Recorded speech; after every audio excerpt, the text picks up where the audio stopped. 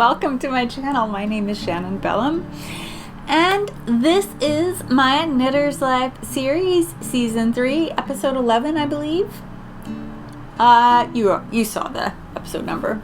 Who cares if I'm wrong? It's fine. Warm welcome to you. I'm so glad you're here. Thank you for joining me today as I talk to you about my latest knits.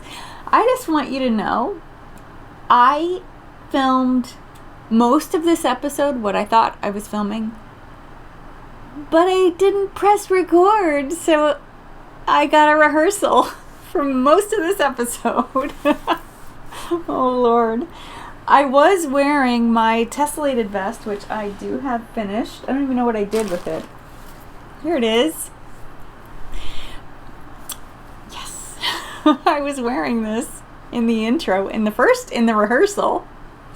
But yeah, it's done. I finished it. And I finished the bear paw sweater. Bear paw.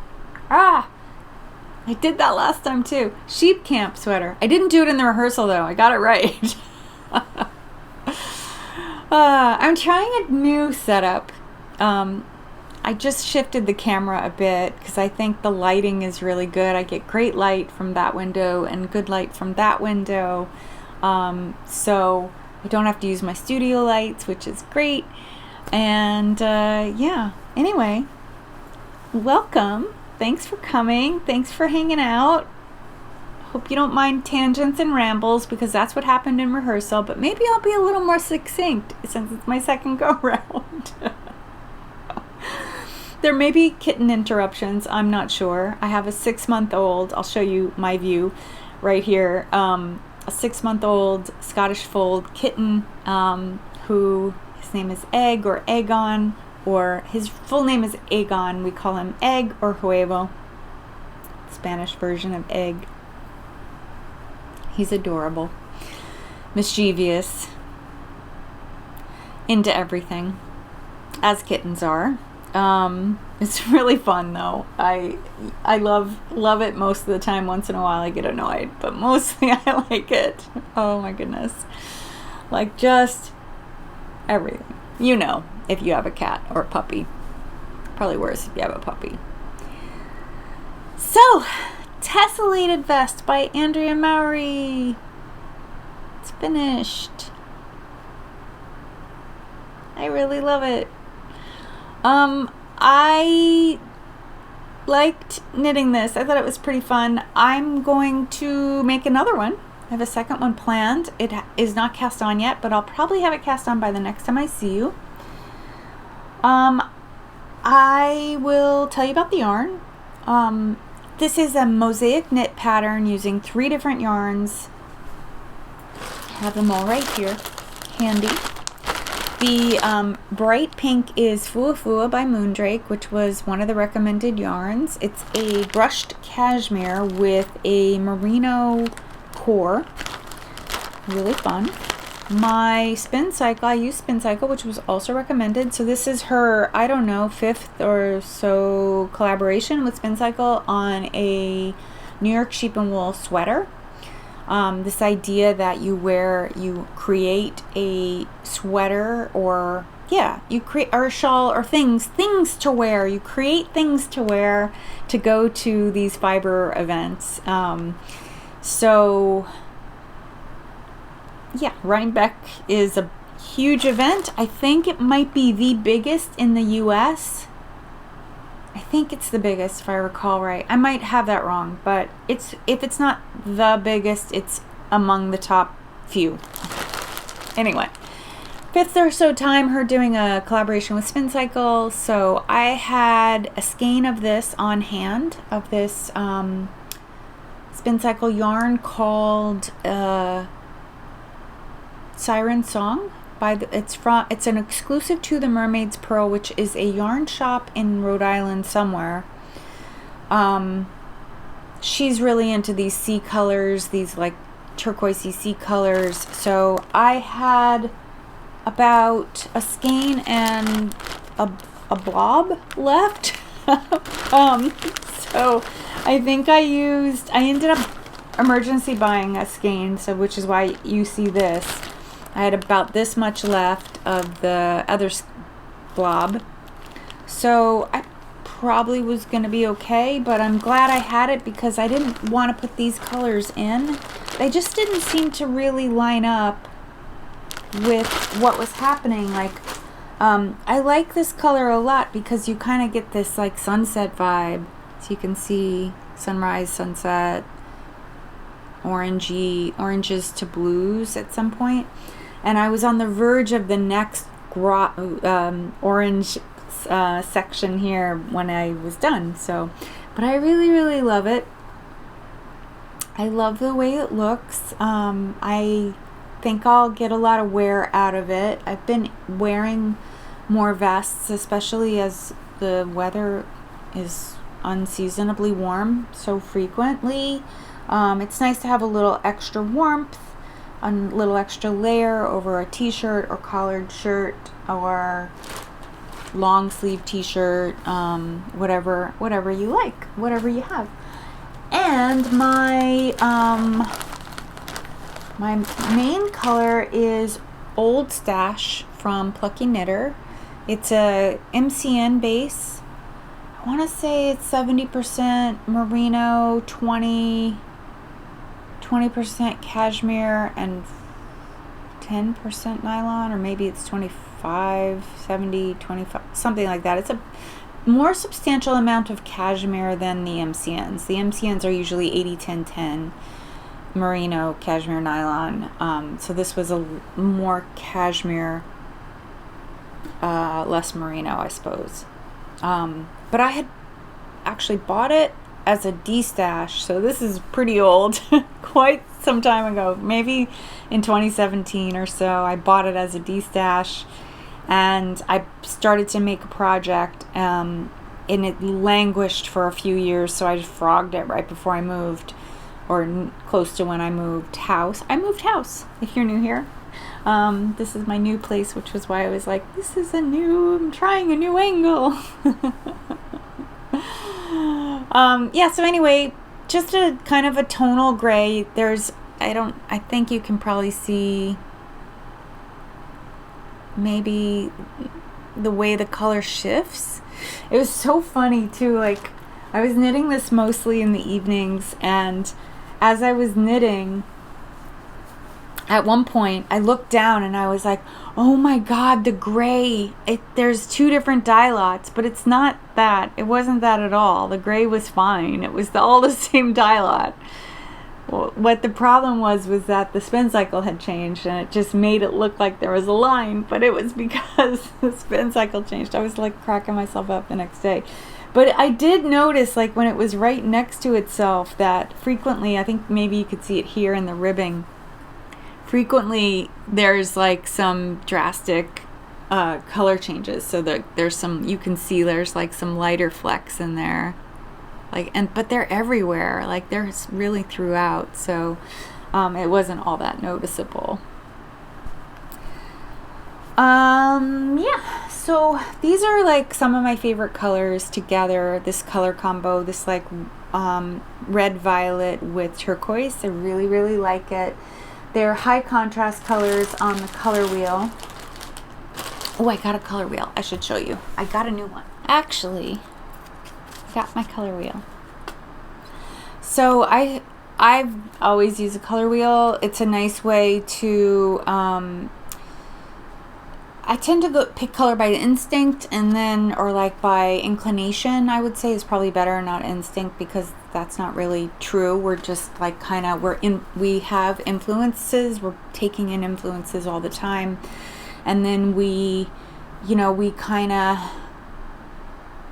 gravitate towards something. We're just kind of inclined towards something, probably because of something that we recently saw or we newly saw. So I tend to pick colors by that, and then I go back and check them on the color wheel just to make sure I'm not off base with my color selection.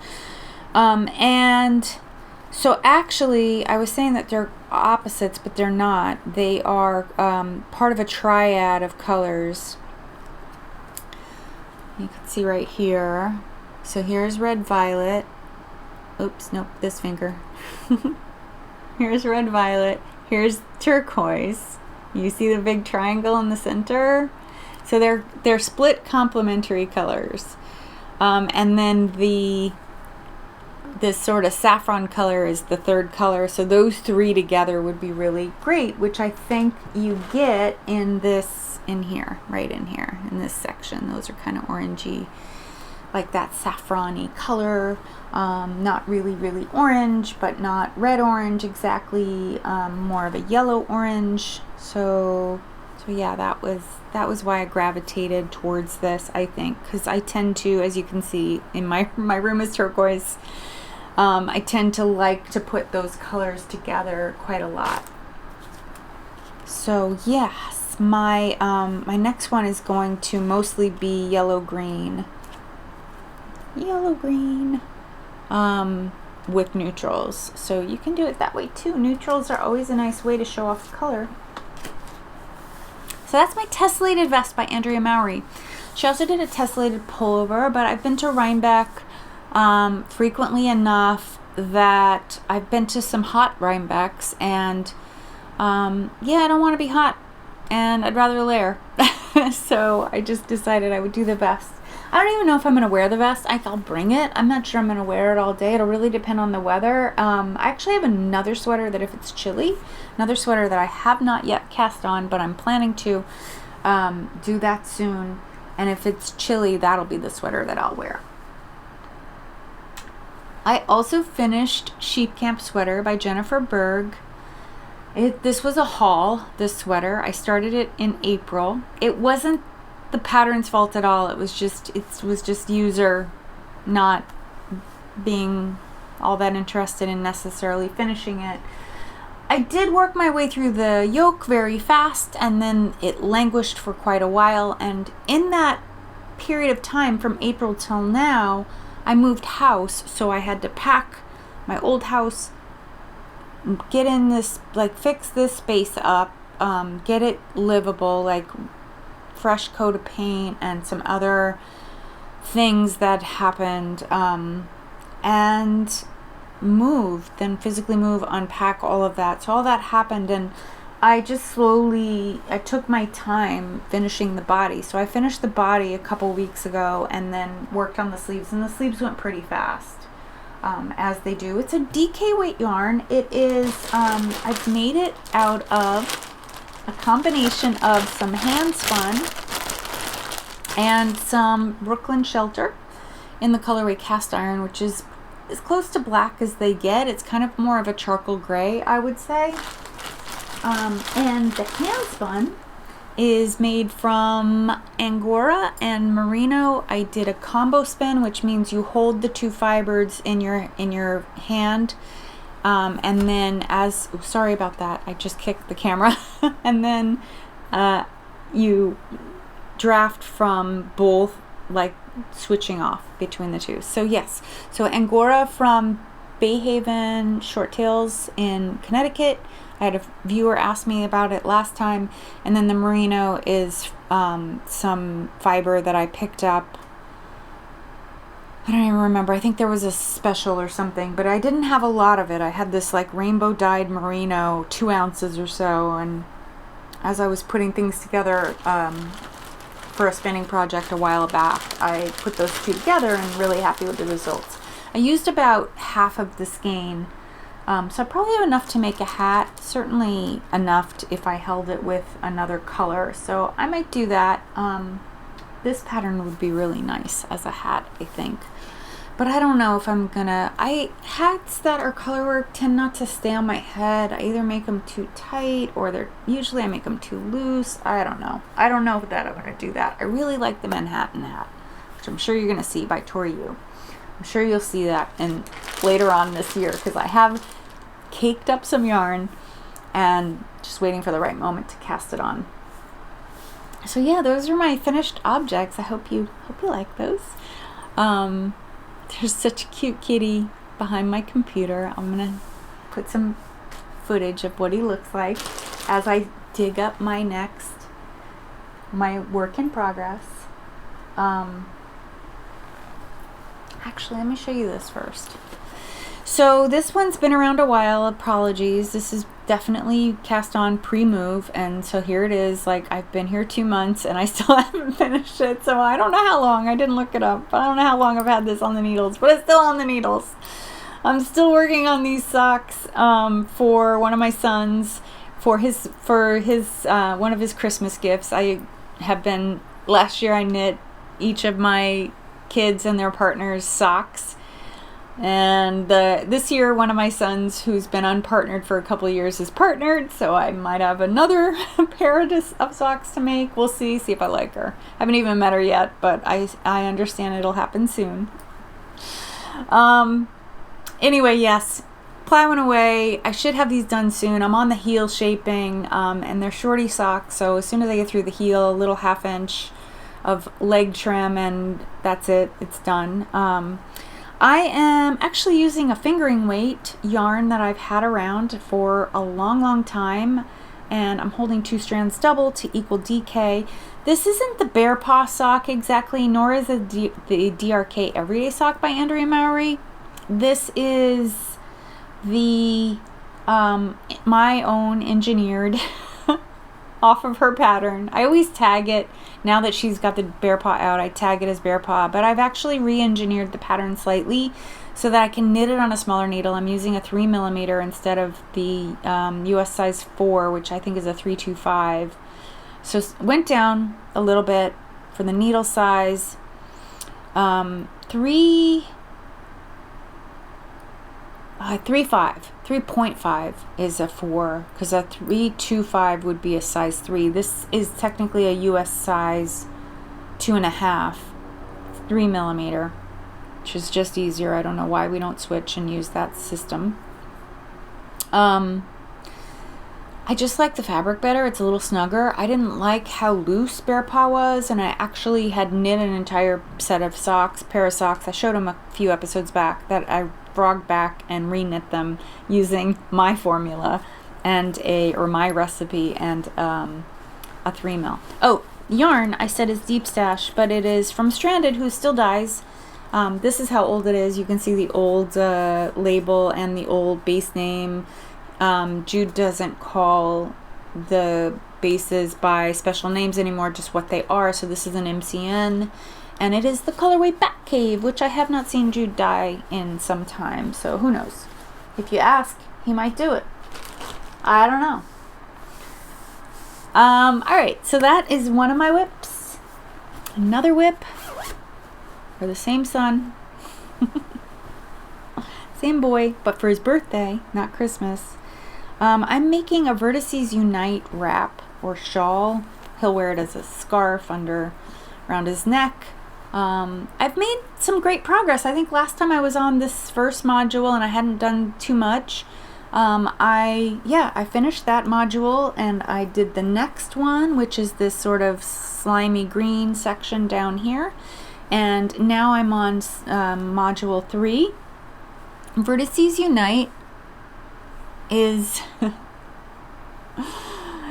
a modular knit, so you can see how they kind of go together. You knit one module at a time, and then you cast on after you finish this big one. You cast on along an edge, like along here, and then you knit the next one, and then this one started here at this point, this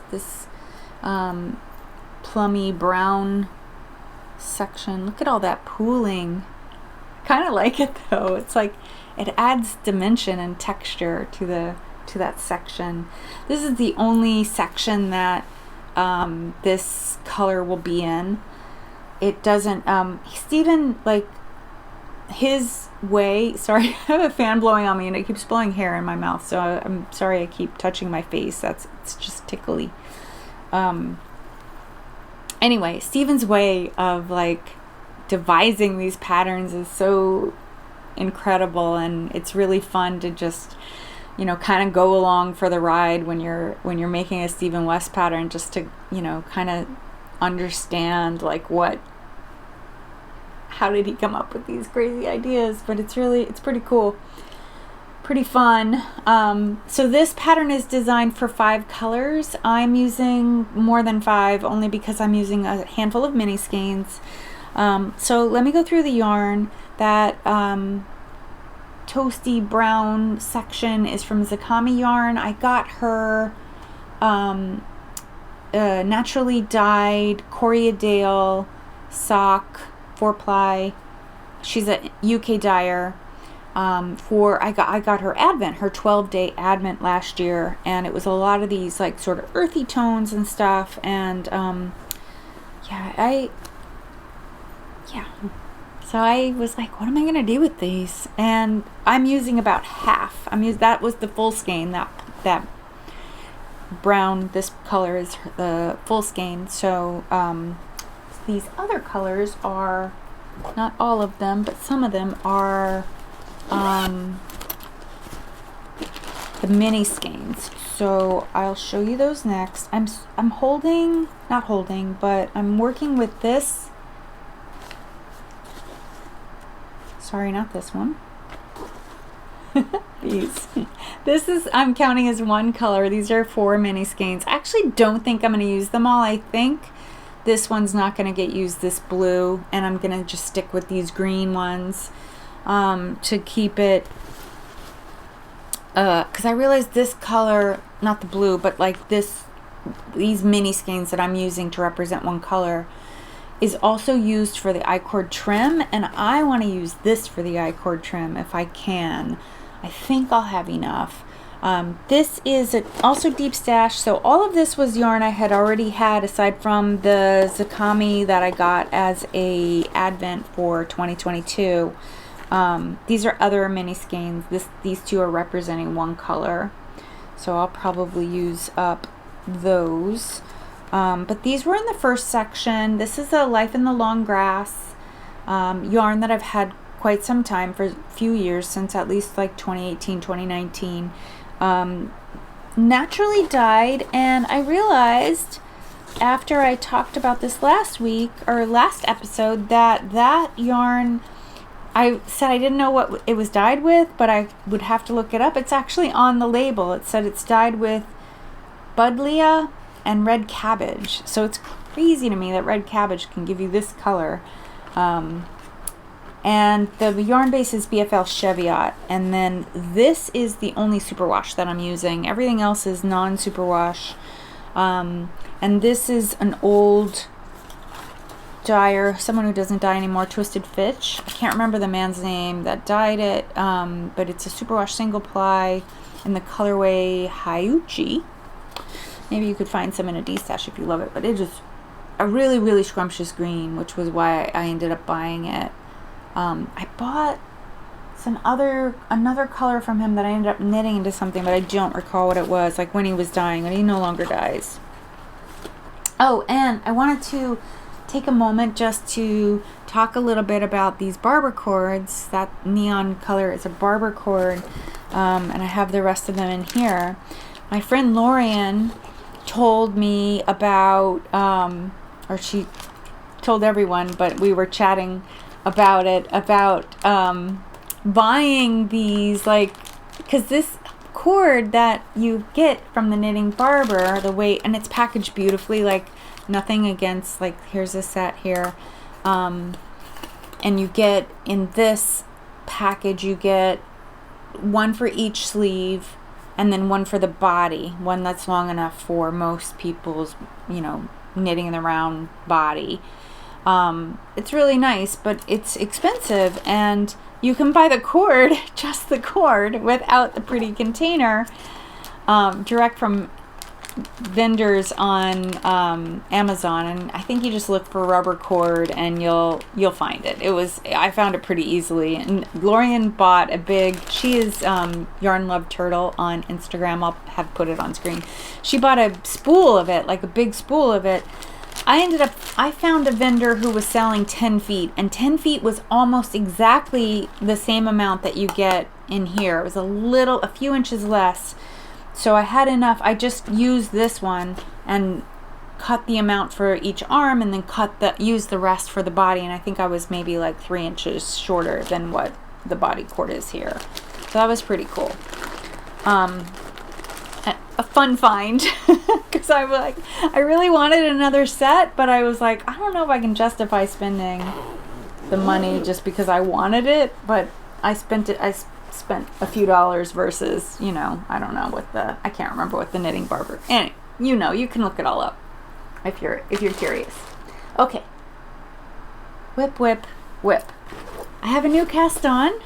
I'm making something for my granddaughter Julie. I am making a love note for her out of some other deep stash. So I'm trying really hard to use up my stash.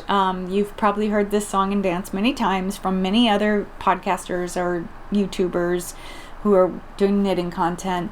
And I don't know, I gathered a stash from like 2015 up through like 2019, 2020, even through the pandemic. Actually, I purchased because there wasn't anything else to do or spend my money on. So, because we were all staying home. So I ended up supporting some people that I thought needed support. And then I got to 2021 and I was like, need to slow down.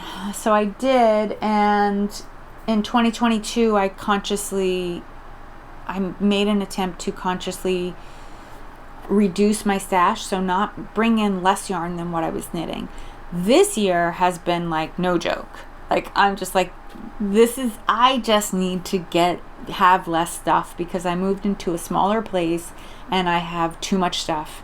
So that's something that's pretty easy to cut down on. So having it like right in my face all the time has really been incentive to help me really knit from my stash.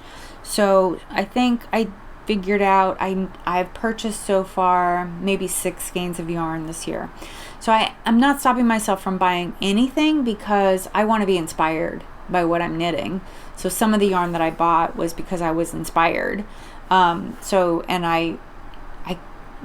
I just knew it would make me happier to, you know, buy this 1 skein of yarn so that I would knit this project and not, you know, and rather than forcing myself to use something that I had. So I'm not at that place. And if you are, I really respect that you're doing that. It's hard. I try to be kind to myself because there's so many things that are just awful in this world. So,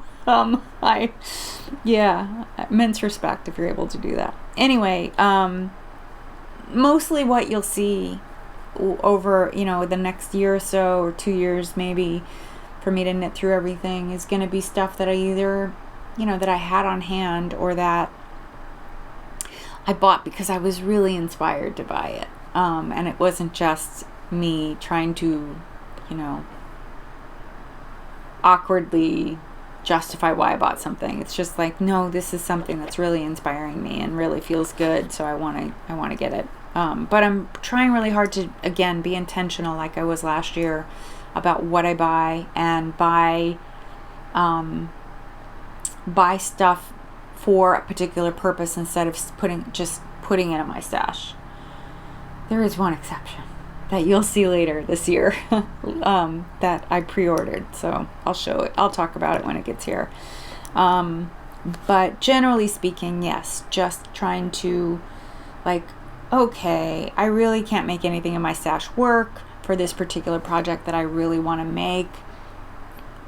I have some of the yarn. Let me just get this 1 or 2 other skeins. So anyway, I'm doing pretty well. Purchased a total of 2, 3, 4 skeins. 4 new skeins have come into my house this year in 2023 so far.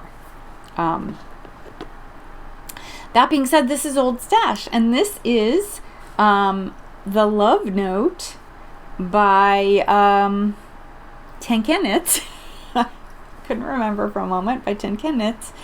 It's an old pattern that's been around a while, and it is really lovely. So, and this yarn just is so happy. It's such happy yarn, and it's so like right now because, you know, Barbie, and also just the colors just are tropical and sunny and fun. So I am making this for my granddaughter. I'm making the size 4 years.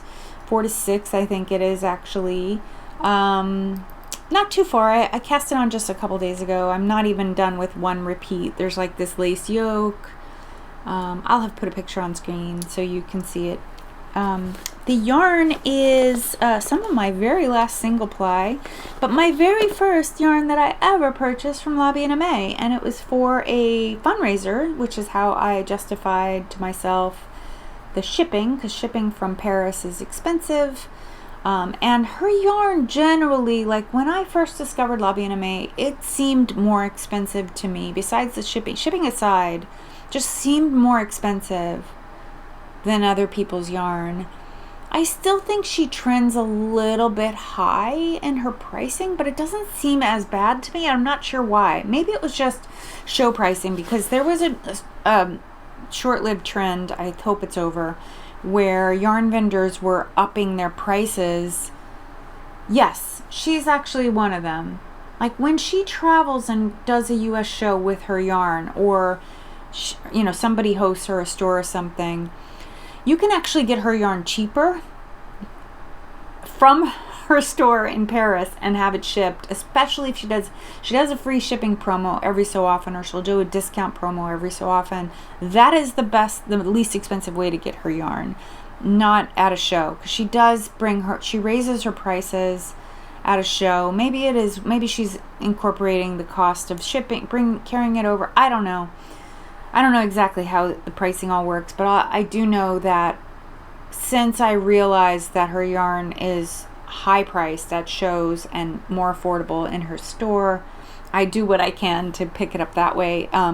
Needless to say, like, I don't think I've ever wanted to purchase and stop myself. I do like seeing it in person. It's fun to see her yarn in person, and sometimes I have bought her yarn in person before, but the last couple of times I saw her at shows, saw her yarn at shows, I didn't buy it. Back to this sweater, and sorry, tangents. I told you it would be tangential today. This is a silk mohair, and I don't know if she still does her silk mohair this way, but you get a hell of a lot of yardage in silk mohair from La Bien Aimée, at least back in the day. These are from 2018, by the way. This is 547 yards, and it's a 70-30 blend.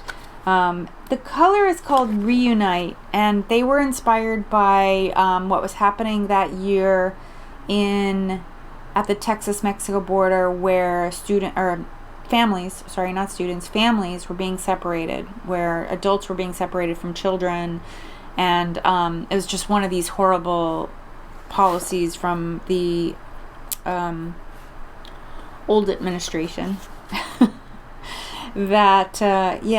Anyway, she was donating all the money to a foundation that was helping reunite the families. They're still not all reunited. Like, I just read a story recently of a mother who current administration had brought her from her country in South America, Guatemala maybe, or El Salvador, one of those, brought her here because her kids are here, and they had been separated in that era of family separation from like 2018 to 2020, and they brought her here to reunite her, and then some freaking judge wasn't going to reunite them.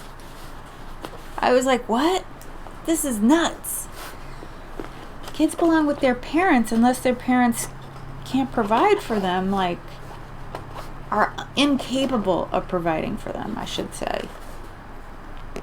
I just don't understand. She ended up getting her daughter back, and I just thought that was tangent. Sorry.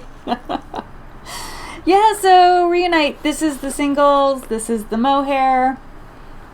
They're a fun combo. Making a nice bright sweater. Actually, I have one more skein of this that if I don't need it for this sweater or whatever's left, I'm going to ply it on my spinning wheel and make it a 2-ply DK weight and knit it into something else. So I may end up, maybe I'll make her a hat, make Julie a hat or something out of that. That would be fun. This is just, so cheerful. Love, love, love this. As opposed to the sad reason for why that color why Amy dyed that color. I have another whip that I haven't shown. It's these mitts, the underwing mitts. I just haven't worked on them since I showed it 2 episodes ago. I didn't forget about them. I need them because my current mitts are busted. They're like full of holes. So I do need to have them done by the time it gets cold, but I don't anticipate them being a long knit. I just haven't been in the mood for color work, so I haven't made it to the needles.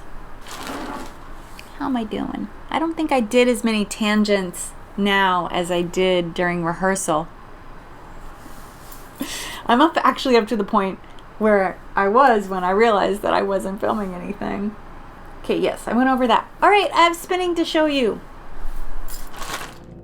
In my last episode, I flashed this fiber to you to just show you that it was one of my next spins and that I was thinking about chain plying. So this is one of the braids that I showed that is all laid out. It's 100%, I think it's 100% BFL. Bad Kitty is here. I think it's so this is fiber that I picked up at New Jersey Sheep and Wool last year in 2022, and I picked it up from a hand dyer whose name, I think she goes by Hand Dyed by Julie, and she's a local New Jersey fiber producer. Yeah, so 100% BFL. It's really pretty. So I just laid it out unbraided, and this is half the braid because I've already divided it. So instead of showing you both, I thought I'd just show you one half. And I'm going to be spinning it end to end, so starting on the purple and spinning all the way down through these 4 bold colors, and then, you know, there's sections of the braid where there's this color change happening, so I think it's quite pretty. And then afterwards I'm going to be chain plying it. So I wanted to just do a quick, here's what I started with clip for you before I show you the finished yarn. Let me show you this first, because this was yarn that fiber that I showed 2 episodes back, I think, when I was doing like a little bit of reorganizing. I practiced chain plying for the first time, and this is the result. Anyway, bought this at New Jersey Sheep and Wool last year because and that was my first time going, because I usually don't go because it's so close to Rhinebeck, but I'm gonna go. I'm gonna go again this year too. It's really small and cute, and it feels like a real local festival, and it's just fun. It was fun. I had a great time. I didn't spend a lot of time there, but the time that I was there was fun. And I met Julie, who's a hand-dyed indie hand dyer of fiber. And this is one skein, and what I did was I plied this fiber end to end.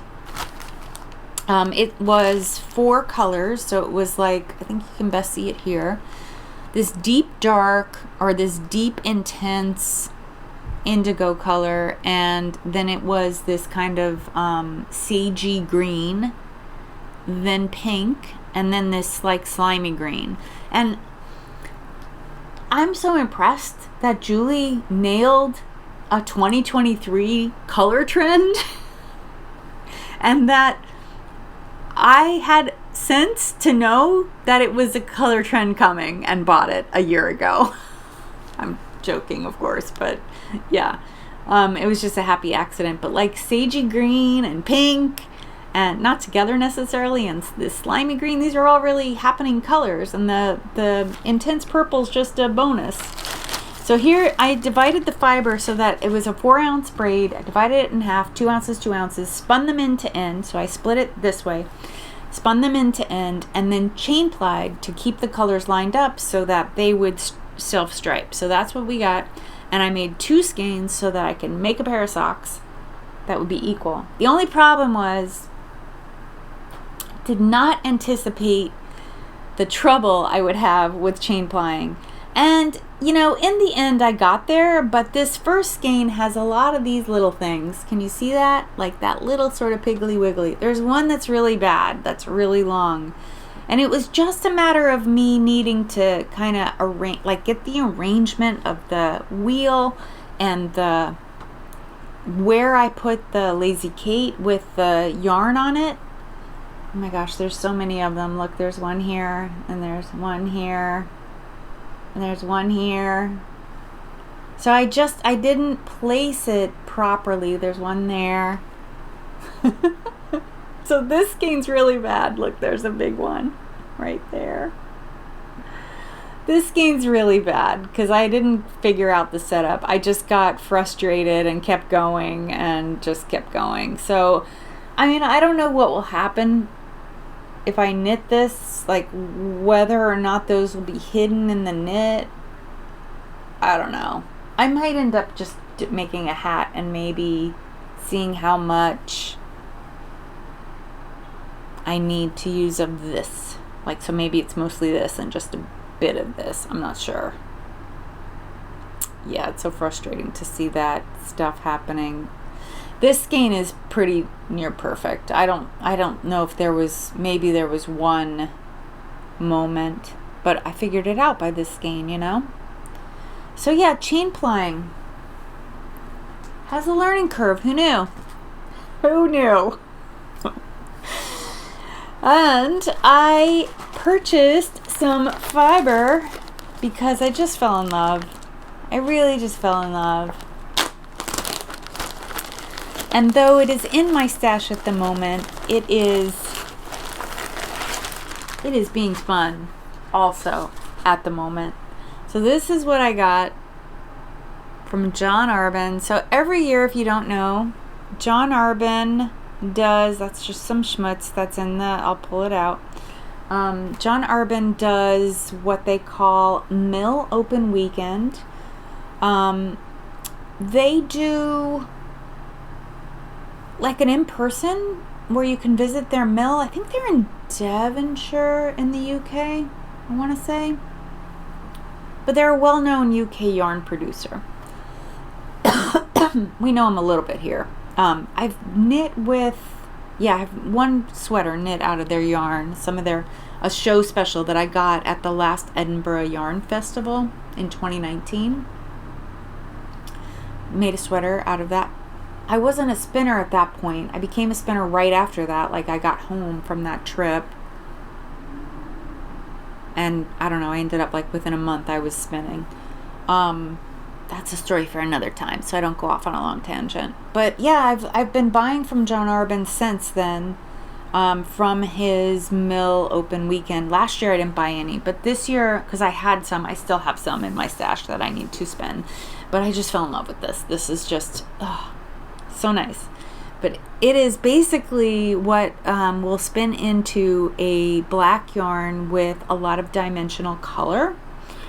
And I think that's the way it looks. So like when they sell fiber tops like this, they also make yarn out of that fiber top. So you can always find, like, if you're not a spinner and you like these colors, you could check out, or you like this combo, you could check out what the yarn looks like.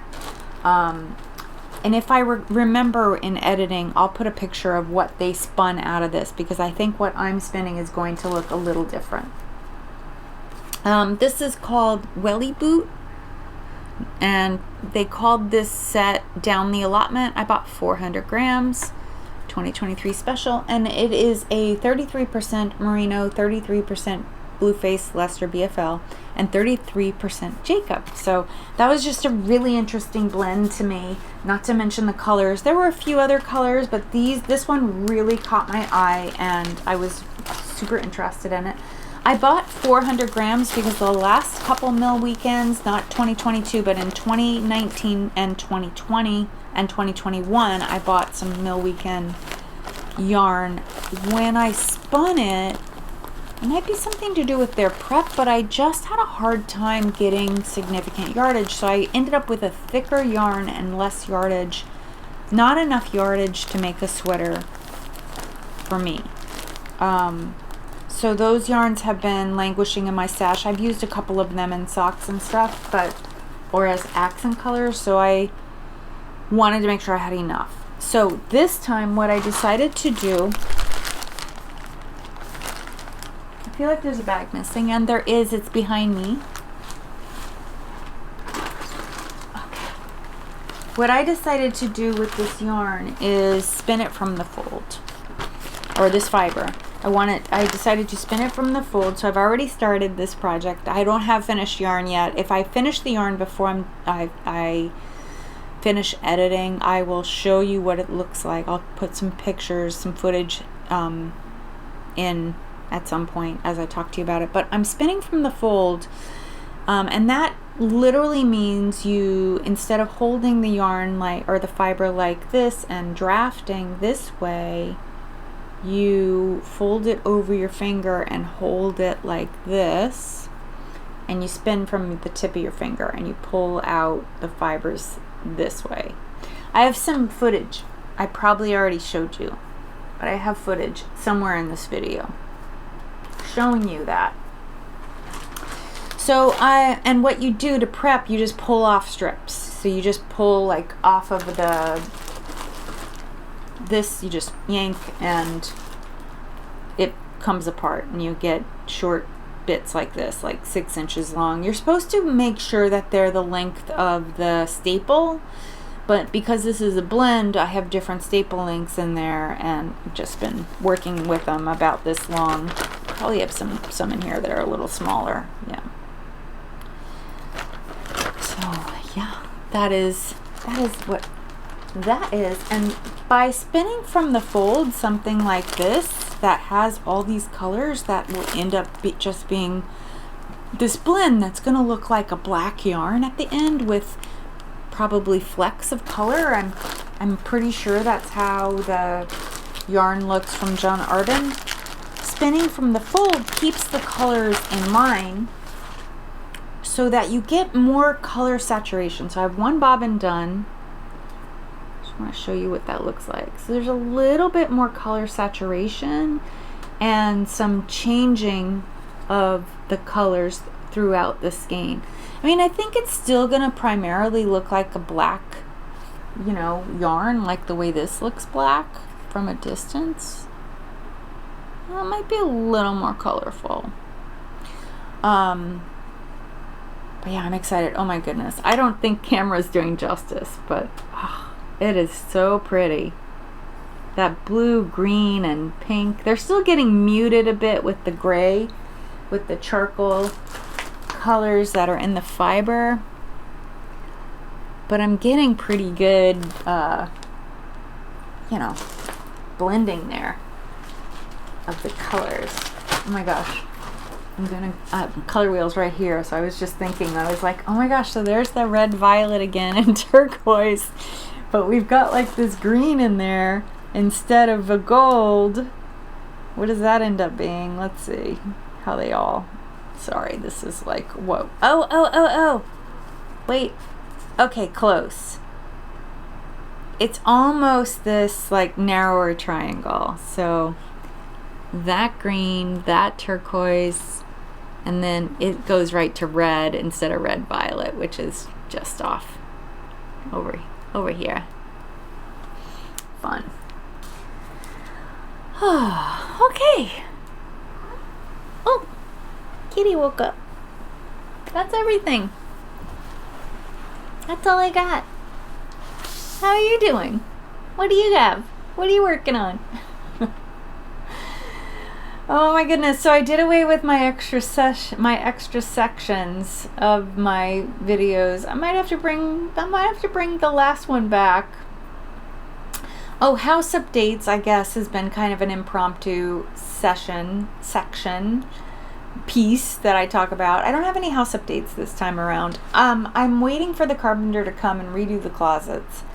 That's my next thing. I'm not going to do any other work while that has not yet been done, because that's going to cost money, and I don't want to blow through money that I could use for that on other things that are important, but I feel like that's the most important thing that I need to have done. So nothing much has been done. The only thing I think that happened was the refrigerator door. I switched where it opened. So one of my sons was over and helped me do that. And I got a new hall carpet, which you might see, but not big. Those are pretty minor things. Yeah, so I mean, I still have a long list of things that I want to do in the apartment, and you know, things that will just have to wait because I need to recuperate. I basically have been trying to you know, fill back up the void that buying this place, the financial void that buying this place whacked on my bank account. So I've been trying to just, you know, be low key and not spend any extra money, and you know, definitely no frivolous purchases. I have enough of things, and I just need to take advantage of the, you know, and enjoy what has been done. And because I did so much already, and I'm trying to appreciate that I could do those things, and that other things are just finishing touches aside from the closets, which feel pretty essential. But like other things, like, you know, changing the fixtures in the tub and shower, that can wait. What's there works. So I may as well wait. I mean, if they break, I'll absolutely update them. But you know, otherwise it's fine. Like, so I don't know when that's happening. I understand the guy is back from Europe. He went to Europe. He went home for a while, and he's back now in the country, the carpenter, and he's planning to, you know, let me know when I can be on his schedule. But it could be next week, or it could be a month from now, or it could be 3 months from now. I have no idea.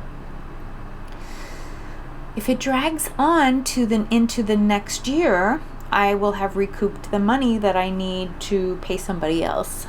So that is the the plan. I'm going to look for somebody else in January if he's not able to do it. And I actually have chatted with a couple people that sound like they'd be willing to do it. And yeah, the biggest thing for me is that they're professionals and they're able to haul away the debris, because there's nowhere to put debris. You're not allowed to deposit construction debris here in this neighborhood. It has to be disposed of in a different way. So, and I don't want to deal with that because I feel like someone in the trades should be doing the hauling away. So we'll see what happens. So that's where I'm at with that. Maybe I'm gonna start doing woolly myths again or something, because I feel like I could do a little more. I could feel a little more settled and a little more grounded, and maybe I could do a little more. So anyway, this is going to be about an hour by the time I'm done editing, I have a feeling. But I'm going to go ahead and wrap it up. Really hoping to squeeze in a little summer fun before the semester takes off and gets us all busy doing things that, takes away this extra fun leisure time. So anyway, I'll be back in a couple weeks with, depending on maybe 3 weeks, so don't stress if it's 3 weeks, just depending on my travel schedule and stuff and what I end up doing those last few weeks of August. And I will see you again really soon. I hope you're doing well. Thank you so much for spending time with me, and I will see you again next time. Bye.